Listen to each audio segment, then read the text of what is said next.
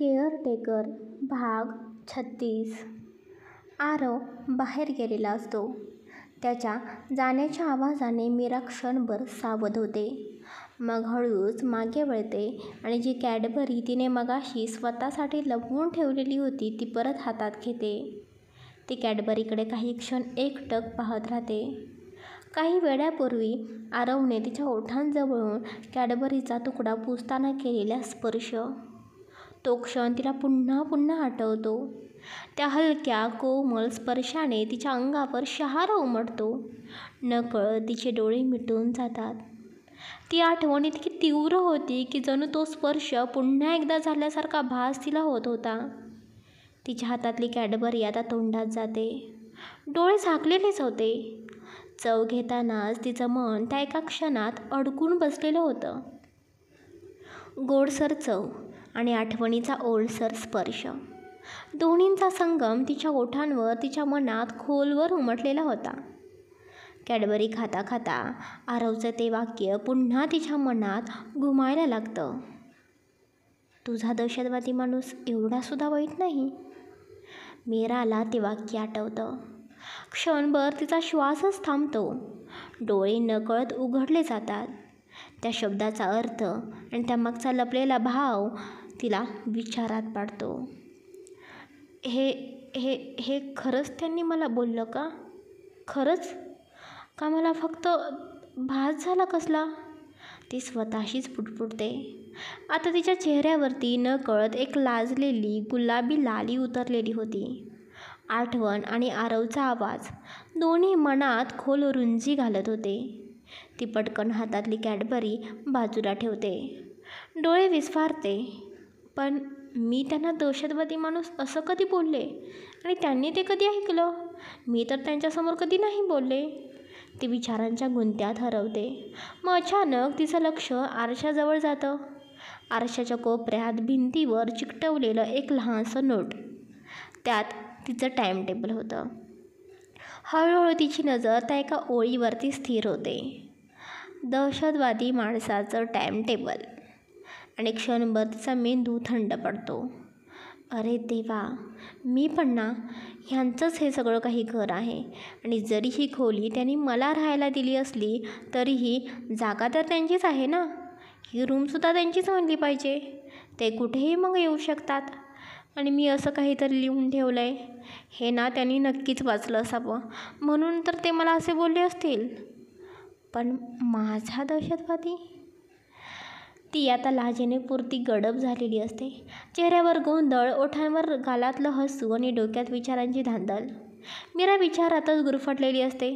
स्वतःशीच बोलत लाजणं गोंधळलेलं चालू असताना अचानक तिचा फोन वाजतो. ती पटकन बघते. स्क्रीनवर नाव झळकतं, डॉक्टर शेखर. क्षणभर तिच्या श्वासात थांबते आणि मनात एकच प्रश्न, काय बातमी असेल? ती घाईने कॉल उचलते. आवाजात किंचित घाबरलेपणा होता. हॅलो डॉक्टर, बोला ना. मिस मीरा, डॉक्टर गंभीर पण दिलासा देणाऱ्या आवाजात म्हणतात. मिस मीरा, मी काल तुम्हाला सांगितलं होतं ना डोनरशी बोलणार आहे मी म्हणून. आज सकाळीच त्यांच्याशी माझं बोलणं झालेलं आहे. मीरा बेचैन होऊन विचारते, काय झालं मग डॉक्टर? ते तयार आहेत का आणि सगळ्या प्रोसेसला सुरुवात होणार का? हो, चांगली बातमी आहे.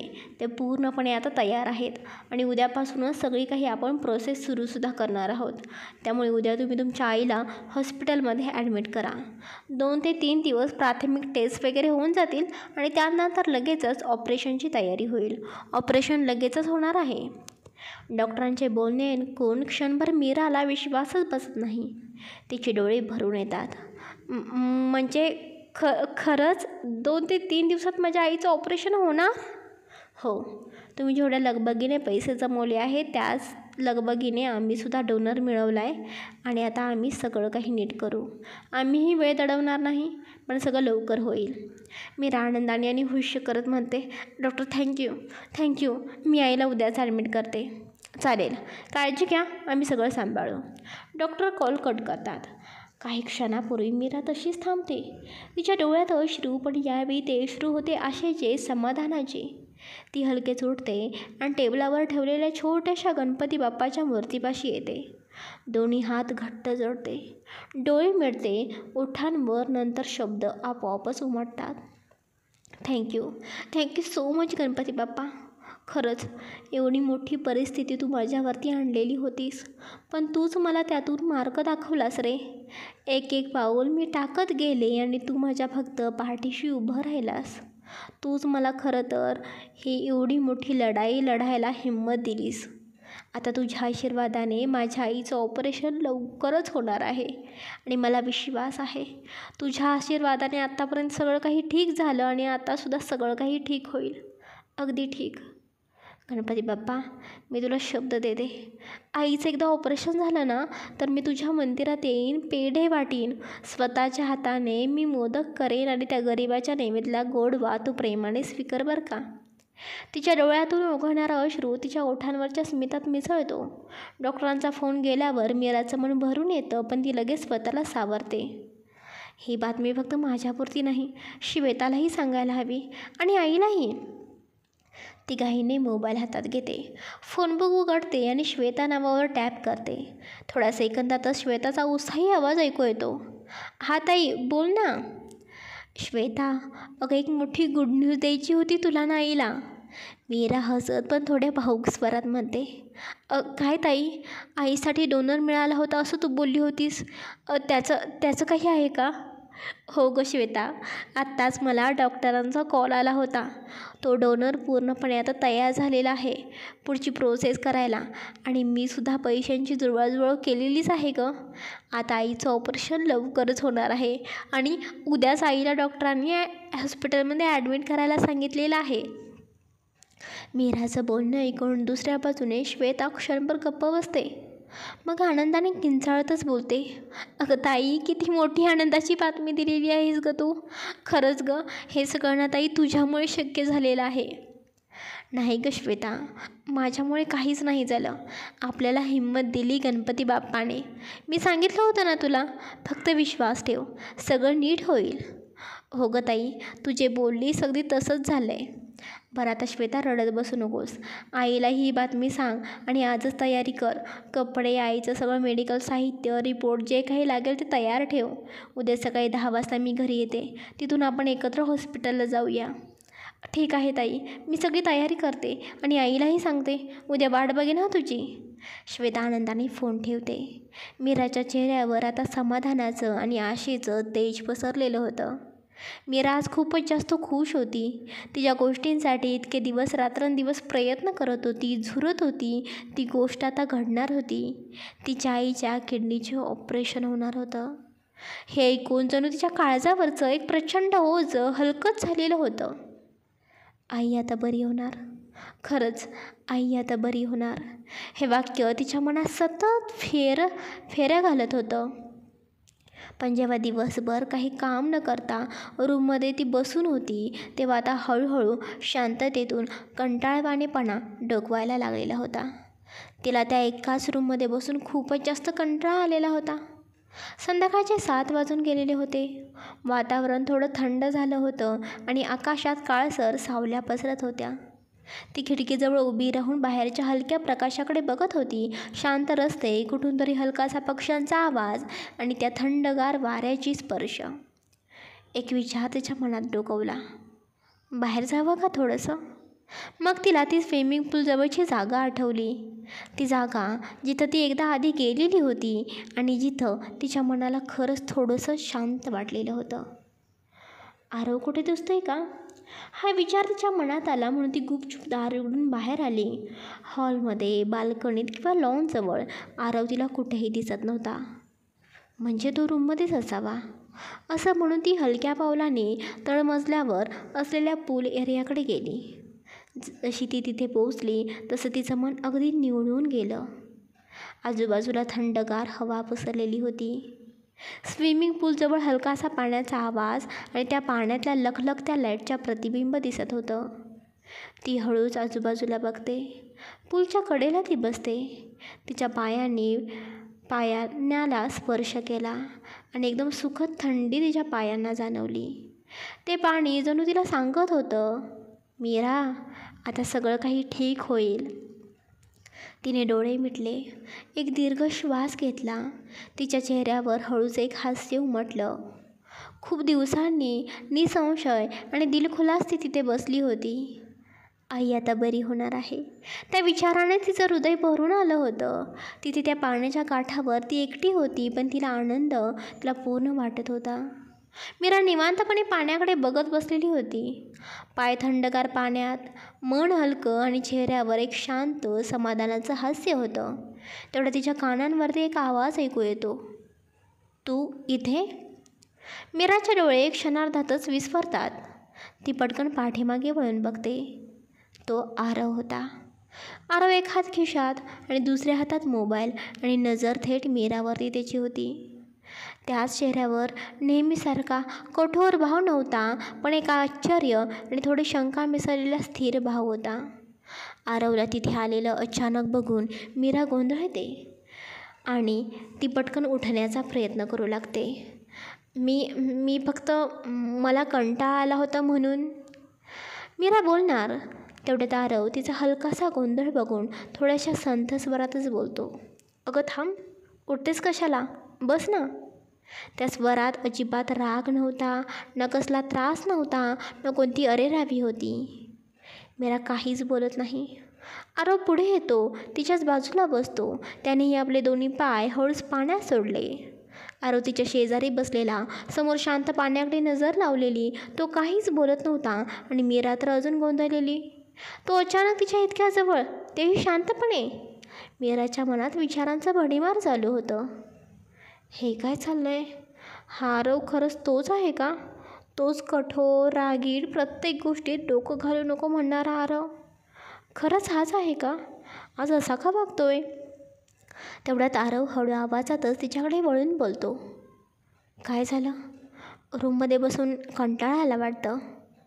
आरवचे बोलणे ऐकून मीरा थोडीशी बावरते, मग प्रयत्न करून शांतपणे उत्तर देते, हो, म्हणजे दिवसभर काही काम नव्हतं ना मला, आणि तुम्हीही मला म्हणालात होता की तू आराम कर, काही काम करू नको, म्हणून मी रूममध्येच बसले होते ना दिवसभर. पण नंतर रूममध्ये बसून खूप कंटाळा आला, म्हटलं थोडे पाय मोकळे करावेत. सॉरी, म्हणजे जर तुम्हाला मी इथे आलेली आवडले नसेल तर. ती हलक्याशा अपराधासारख्या सुरात बोलली. तेवढ्यात आरव तिच्याकडे बघत म्हणतो, अगं वेडी आहेस का तू? मला आवडलं नाही असे कुठे म्हटलं मी? आरवचे बोलणे ऐकून ती त्याच्याकडे पाहते आणि पुन्हा नजर टाळून समोर पाहू लागते. पण तिच्या हृदयाचे ठोके मात्र आता एक वेगळं संगीत वाजवत होतं. बापरे, काय झालं यांना? सकाळी अचानक त्या चॉकलेट्स, पॅड्स, एवढं लक्ष देणं आणि आता शांतपणे बोलणं. कुठे गेला तो खडूस रॉकेट बॉस? की हा दुसराच कोणीतरी आहे? नाही, खरंच हा नक्की दहशतवादी माणूस आहे ना? त्या क्षणाला दोघांमध्ये पुन्हा एक शांत वेळ येतो. पण आता ती शांतता ओझं वाटत नव्हती. ती कसली तरी नवी ओळख, नवा संवाद तयार करत होती. पण बरं झालं हे इथेच आले. तसंही मला यांच्याशी बोलायचंच होतं.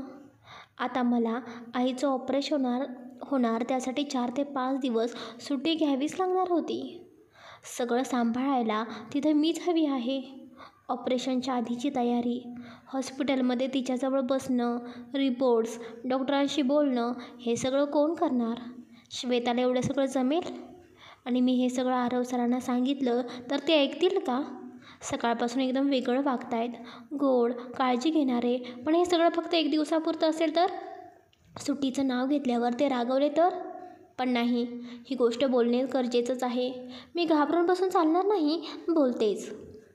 मला एक सांगायचं होतं, म्हणजे विचारायचं होतं, म्हणजे परमिशन घ्यायची होती. बोल. मीरा थोडं धाडस एकटवून बोलते. मी तुमच्याकडून पैसे घेतले होते ना, 20 लाख रुपये? हां, हो. मग त्याचं काय? मीरा थोडं गिळगिळीत बोलते. माझं त्याच रिलेटेड ना थोडं महत्त्वाचं काम आहे, म्हणून मला 4-5 दिवसांची सुट्टी हवी आहे, आणि त्या ठिकाणी असणं माझं खूपच जास्त गरजेचं आहे. त्यामुळे प्लीज मला 4-5 दिवसांची सुट्टी तुम्ही द्याल का? हवं तर मी परत कधी सुट्टी घेणार नाही, पण प्लीज यावेळी नाही बनू नका. मला खरंच 4-5 दिवसांची सुट्टीची गरजच आहे. काय? इतक्या दिवसांची सुट्टी? आरव बोलतो. हो हो सर, म्हणजे खरंच प्लीज समजून घ्या ना. गरजेची आहे सुट्टी, गरज आहे म्हणून मागते, नाहीतर मी मागितलीच नसती सुट्टी. पण एवढे दिवस सुट्टी देऊन मी काय करू? मी कसा दिवस घालवू? आरव बोलतो. आरवचं ते बोलणं ऐकून मीरा थोडी गोंधळते. तिच्या चेहऱ्यावर आश्चर्य मिसळलेलं असतं. ती हळूच त्याच्याकडे बघते आणि थोड्याशा गोंधळलेल्या आवाजातच विचारते, म्हणजे म्हणजे मी कसा दिवस घालवू? म्हणजे आता सगळं काही माझं तूच करत असतेस ना. माझा ब्रेकफास्ट, सकाळी उठल्यावर गरम लिंबू पाणी, कॉफी, सगळ्या गोष्टी माझ्या हातामध्ये असतात, कारण तूच असतेस. मग 4-5 दिवस तू सुट्टी घेतलीस तर माझं काम हे अडेल ना. मग माझं काम कोण करणार? आरवचं बोलणं ऐकून मीरा थोडी शांत होते. तेच आरव पुढे बोलतो. हे बघ, ते काही नाही. तुला 4-5 दिवसांची सुट्टी नाही मिळणार. नाही, ते इम्पॉसिबलच आहे. त्यापेक्षा तू एक काम कर. तुझं जे काही उद्या काम असेल, कुठे जायचं असेल ते तू कर. तू उद्या जाऊ शकतेस, पण लगेचच परत ये आणि नंतर आपण पुढं बघूया. उद्याची परमिशन मी तुला दिलेली आहे, पण उद्या मला तू परत इथे घरी हवी आहेस, समजलं? आरव सुट्टी द्यायला तयार नव्हता, हे स्पष्ट झालेलं होतं आणि त्यामुळे मीराचं मन थोडं खट्टूच झालेलं होतं. हा माणूस ना 4-5 दिवसांची सुट्टी देणार नाही असं मला वाटलंच होतं, पण आता उद्या सुट्टी देतोय बोलतोय आणि तेही अटींसहित. पण मी आता काय करू? आईचं ऑपरेशन तर आहेच ना, तिथे माझी गरज लागणारच आहे. पण ठीक आहे, उद्या तर मला बाहेर जायची याने परमिशन दिली आहे. उद्या जाते, तिथली परिस्थिती कशी आहे बघते, कसं चाललं आहे, माझी गरज किती आहे ते बघेन आणि जर माझी तिथे जास्तच गरज भासली तर मग मी यांचं मात्र काही ऐकणार नाही. कितीही रागवले, कितीही काही बोलले तरी मी सुट्टी घेणारच. मीरा मनाशी विचार करत होती. तेच आरव बोलतो. आता कसं वाटतंय तुला? ठीक आहेस ना? काही त्रास नाही ना? नाही, काही त्रास नाही. खरं तर सकाळपेक्षा खूप छान वाटतंय. ती ओढवलेली एक हलकी स्मितहास्य देण्याचा प्रयत्न करत बोलते. तेच आरव फक्त अच्छा इतकंच म्हणतो आणि गप्प होतो. त्याच्यामध्ये परत एक अवघडलेपणा, शांतता पसरते. तेच ती शांतता बघून मीरा मनाशीच बोलते. अगं मीरे, आता तू काहीतरी बोल, नाहीतर इथून पटकन निघून जा गं. असं न बोलता गप्प बसणं ना म्हणजे खूपच अनकम्फर्टेबल होतं आहे गं. मीरा मनाशीच बडबड करते आणि तीच बोलते. तुम्ही स्विमिंग करणार आहात का? त्यासाठी तुम्ही इथे आला आहेत ना? तसं असेल तर करा ना, मी निघते. तसंही बराच वेळ मी इथे येऊन बसले होते, निघते मी आता. ती हलकेच उठते, पण तेवढ्यात आरव तिचा हात अलगद पकडतो. त्याच्या थंडगार पण सगळं काही सांगणाऱ्या स्पर्शाने मीरा स्तब्ध होते. तिने एकदा हाताकडे बघितलं, एकदा आरवच्या डोळ्यात बघितलं. आरव हळूवार पण खूप गंभीर सुरात बोलतो. बस ना थोडा वेळ. या एका वाक्याने काहीतरी हलकं हलकं हलतं मीराच्या आत. हा आरव आहे की कोणी वेगळाच? तिची पावलं आपोआपच परत जातात आणि ती परत त्या जागी शांतपणे बसते. पण अजूनही आरवने तिचा हात धरलेलाच होता. मीरा त्याचा हात अचानक पकडल्यामुळे थोडी लाजलेली झालेली होती. तो तिच्या डोळ्यात बघत होता. तिच्या चेहऱ्यावरचे सूक्ष्म एक्सप्रेशन पाहून त्याचं लक्ष त्याच्या हातावरून हळूहळू तिच्या हाताकडे सरकलं. त्याने तिचा हात पकडलेला आहे हे त्याला पटकन समजलं आणि अचानक तो तिचा हात सोडून परत समोर बघू लागला. मला माहिती आहे, आरव शांत आवाजात म्हणाला. तुझ्यावरती एक वेगळीच काहीतरी परिस्थिती ओढवलेली आहे ना, म्हणून तो हा केअरटेकरचा जॉब मनात नसतानासुद्धा करत आहेस, हो ना? आरवचे बोलणे ऐकून मीरा त्याच्याकडे प्रश्नार्थक नजरेने बघू लागली. आता पुढे काय बोलावं हे तिला कळत नव्हतं. काय झालं? अशी का बघतेस? नाही, काही नाही. पण हे तुम्ही असं का विचारताय मला? मीरा हळूच म्हणाली. अगं साधी गोष्ट आहे. कोणतीही मुलगी फक्त पैशांसाठी माझ्या रूममध्ये येण्यास तयार होणार नाही, बरोबर ना? मीरा कुठल्याही शब्दात उत्तर देऊ शकत नव्हती. डोळ्यात पाणी येऊ लागले. आरव तिच्याकडे बघून त्याच्या आवाजात मृदूपणा आला आणि तो तिला सॉरी म्हणाला. अगं सॉरी, मला तुला इमोशनल करायचं नव्हतं. तेच आरवचं बोलणं ऐकून मीरा आरवच्या तोंडून सॉरी ऐकत होती आणि हे तिच्यासाठी पूर्ण नवीनच होतं.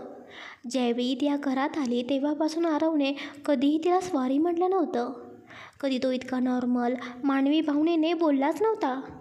तो नेहमीच ऑर्डर देणारा, कडक आणि चिडचिड करणारा होता.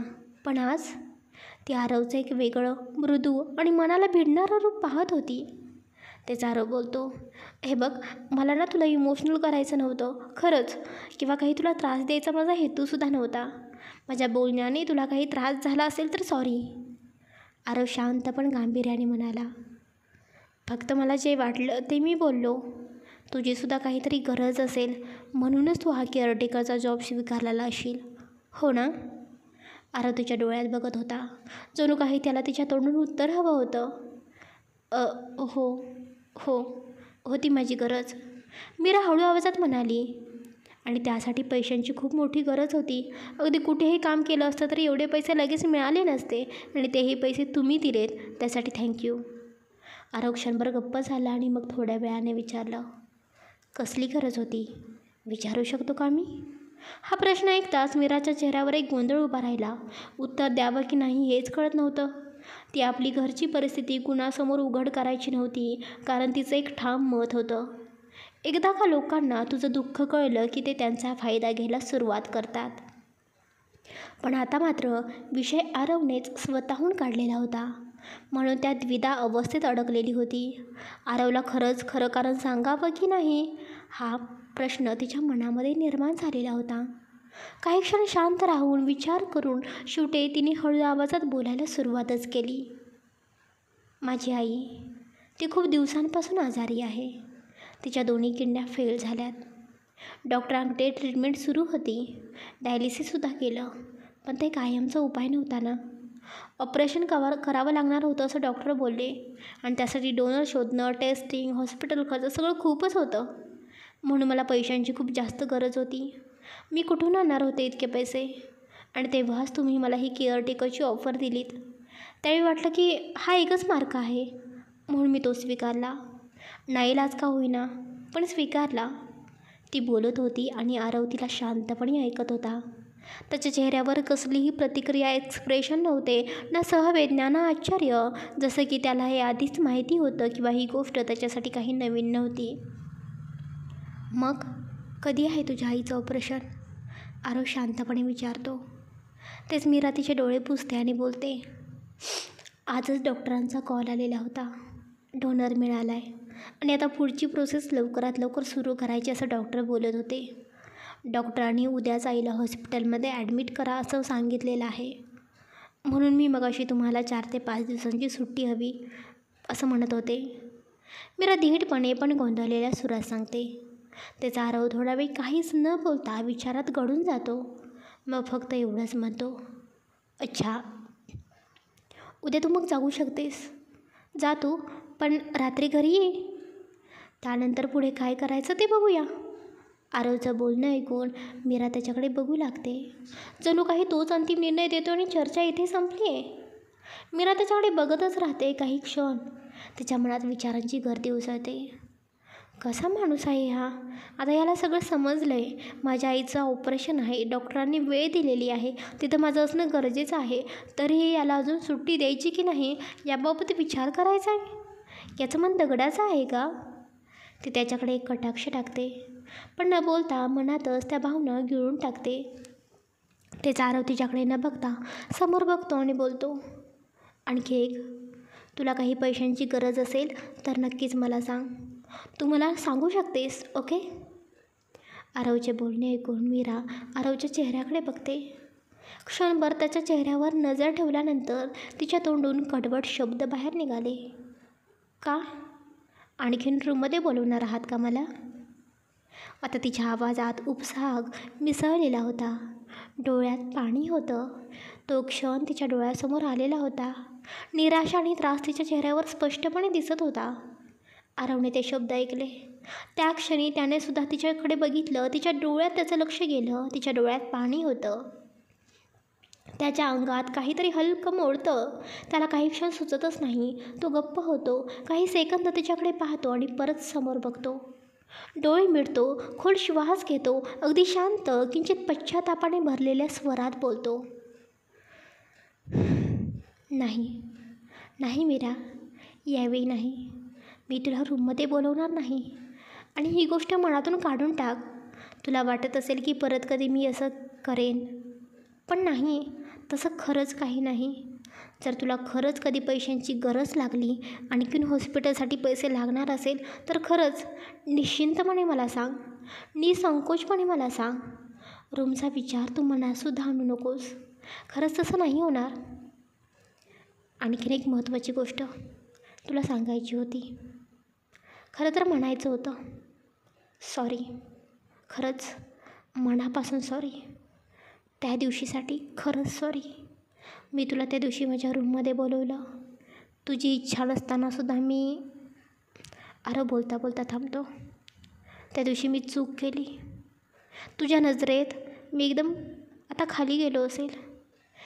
आरवचे बोलणे ऐकून मीराचे डोळे पाणावले. ती काहीच बोलत नाही, फक्त आरवकडे बघत राहते. मनात एकच विचार, हा तोच आरव आहे का जो मला कायम त्रास द्यायचा, ओरडायचा आणि आज सॉरी बोलतोय? त्यानेच तर स्वतःहून रूममध्ये बोलवलं आणि आज त्याला त्या गोष्टीचा पश्चाताप होतोय. खरंच इतकं कोणी बदलतं का? मला खरं तर अजून एक महत्त्वाची गोष्ट सांगायची होती. असं म्हणत आरवने थोडा गंभीर होतो, पण त्याआधी तो एकदम हलक्या फुलक्या सुरातच त्याचा हात पुढे करतो. फ्रेंड्स मीरा. मीरा क्षणभर गोंधळूनच गेलेली होती. ती त्याच्या समोर आलेल्या हाताकडे एकटक बघत राहते. मनात विचारांचं गोंधळून काहूर मचलेला होता. आरव तिच्या त्या शांततेकडे पाहतो आणि थोडं मिश्किलपणे हसतो. काय झालं? एवढा विचार करतेस का? मी आधीच तुला सांगितलं होतं ना, तुझा तो दहशतवादी माणूस इतकाही वाईट नाही जेवढा तू समजतेस. त्याचं ते बोलणं, त्याचा हलकासा आवाज आणि तो स्मित हास्य. मीरा फक्त बघत राहते. ती अजूनही शांत होती. आरव हळूहळू आपला हात मागे घ्यायला जातो. कदाचित तुला या दहशतवादी माणसासोबत फ्रेंडशिप करायचीच नसेल, but it's okay, no problem.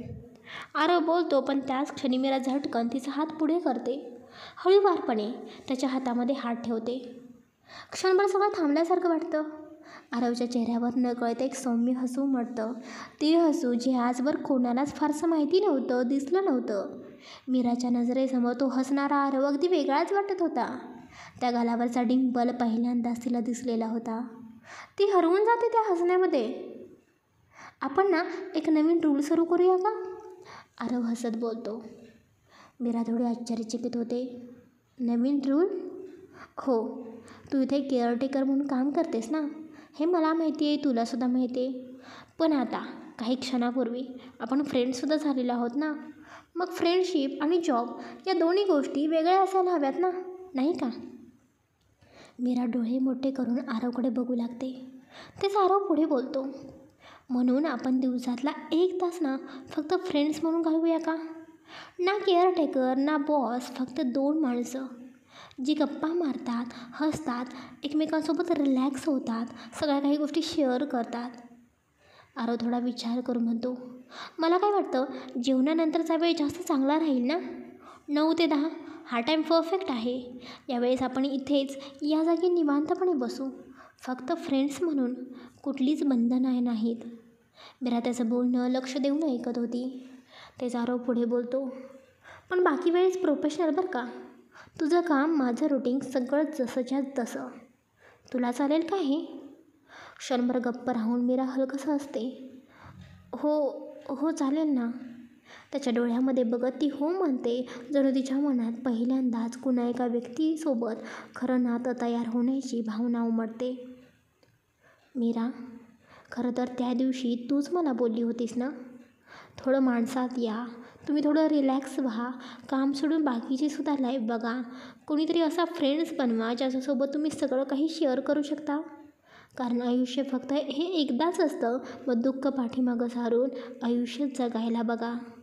तुझं ते बोलणं त्या दिवशीचं फक्त मी ऐकून सोडलं नव्हतं, मी त्यावर खूप विचार केला, खूप जास्त विचार केला.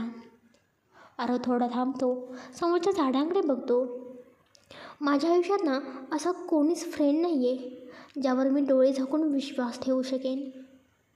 फ्रेंड्स म्हणायचे, पण नक्की कोण? सगळ्यांनी एकदा ना एकदा मला विश्वासघातच दिला. त्यानंतर तो तिच्याकडे वळतो. खूप विचार केला आणि जाणवलं की तू होऊ शकतेस ती व्यक्ती. मी तुझ्यावर विश्वास ठेवू शकतो मीरा. मीराच्या डोळ्यात न कळत आरवचं बोलणं ऐकून पाणी जमा झालं होतं. त्याचा आरव पुढे बोलतो, म्हणूनच आपण हा एक नवीन नियम ठेवू. दररोज रात्री 9 ते 10 फक्त फ्रेंड्स म्हणून जे काही मनात असेल ना ते आपण एकमेकांना शेअर करायचं. तुझंच हे सजेशन होतं ना फ्रेंड्सला सगळं सजेशन करायचं. मग इथून पुढे तू माझी फ्रेंड्स. बघूया मला वागायला जमेल का? चालेल. मीरा शॉक होऊन बोलली. तिच्या चेहऱ्यावर अजूनही आश्चर्य आणि विचारांची कोणतरी छाया स्पष्ट दिसत होती. आरव अगदी नेमक्या आणि विश्वास बसणार नाही अशा गोष्टी बोलत होता. मीरा काहीच बोलू शकली नाही. ती फक्त त्याचं बोलणं ऐकत होती. शांत, गंभीर, मनात विचारांच्या गर्दीने हलकं ढवळून निघालेली मीरा मनाशीच म्हणाली, हा खरंच बदलू शकतो का? की हा काही नवीन मुखवटा आहे? का मीच चुकीचा अंदाज घेत आहे? तेवढ्यात आरवच्या आवाजाने ती भानावरती आली. चला, आज आपल्या फ्रेंडशिपला सुरुवात झाली ना? आरव गोड हसत म्हणाला. चल मग, आज आपली फ्रेंडशिप सुरू झाली म्हणून ना मी तुला पार्टी देतो. ओके? चल, आता तू सांग, तुला काय खायचं आहे? सांग बरं पटकन. मीरा भुवया उंचावते. थोडं मिश्किलपणे म्हणते, काय खायचं आहे? हो सांग ना, काय खायचं आहे तुला? आरव अजूनही तेच पळवत होता. तीच मीरा बोलते, मला पिझ्झा आवडेल. मला पिझ्झा खायचा आहे. पिझ्झा? आरवने नाक उडवत विचारलं. अगं पिझ्झा हेल्दी असतो का? पिझ्झा नको, दुसरं काहीतरी सांग. नाही, मला पिझ्झाच खायचा आहे. तुम्ही पिझ्झाच मागवा, ती हट्टाने म्हणाली. आरव हसला. खूप दिवसांनी अगदी दिलखुलास. बरं ठीक आहे, तो म्हणाला आणि लगेचच मोबाईलवरून पिझ्झा ऑर्डर केला. काही मिनिटातच डोअरबेल वाजली. गरमागरम पिझ्झा हातात येताच आरव आणि मीरा दोघेही स्विमिंग पूलच्याच कडेला जाऊन बसले. तिथे एका कोपऱ्यात शांत गारवा होता. रात्रीचा हलका प्रकाश पाण्यावर प्रतिबिंबित होत होता. दोघांनी मस्तपैकी पिझ्झा शेअर करत गप्पा मारल्या. अधेमध्ये नजरानजर हलकंच हास्य आणि एक वेगळी शांतता पसरली होती. त्या क्षणाला शब्दांची गरजच भासत नव्हती. काही वेळाने दोघेही त्यांच्या त्यांच्या रूममध्ये परतले. पण आज काहीसं वेगळं होतं. मनात काहीतरी दोघांच्याही हललं होतं. नव्या मैत्रीचा हा नाजूक आरंभ आता झालेला होता. चला गाईज, आजचा भाग लेट आला मला माहिती आहे. तुम्ही वाट खूप बघत असाल, पण खरंच तब्येतीमुळे मागे पुढे होतं आहे. पण खरंच उद्यापासून लवकरात लवकर 12च्या आत पार्ट अपलोड करण्याचा प्रयत्न करेन. आज स्टोरी लिहिते म्हणजे उद्या अपलोड होईल योग्य त्या वेळेत. बाकी आपली मीरा आणि आरवची फ्रेंडशिप तर झाली. आरवने त्यातसुद्धा नवीन रूल घातलेलाच आहे. पण ठीक आहे, एका तासापुरती का होईना फ्रेंडशिप झालेली आहे. आता बघूया त्या एका तासामध्ये फ्रेंडशिपच्या रूपाने ते दोघे एकमेकाला समजून घेतात का? पुढे काय काय होतं, बऱ्याच काही गोष्टी तुम्हाला बघायच्या आहेत.